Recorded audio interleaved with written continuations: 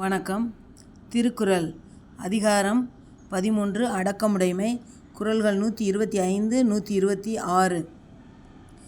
எல்லாருக்கும் நன்று ஆம் பணிதல் அவருள்ளும் செல்வர்க்கே செல்வம் தகைத்து. பணிவோடு நடத்தல் எல்லோருக்கும் நல்லதாகும்.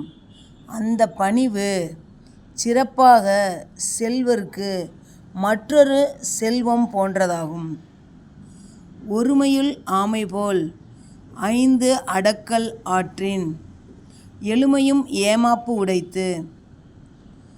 ஒரு பிறப்பில் ஒருவன் ஆமை தன் 5 உறுப்புகளையும் ஓட்டினுள் அடக்கிக் கொள்வதைப் போல பாவம் சேராமல் ஐம்பொறிகளையும் அடக்கி ஆள வல்லவனாயின் அது அவனுக்கு 7 பிறப்புகளுக்கும் காவலாய் உதவும்.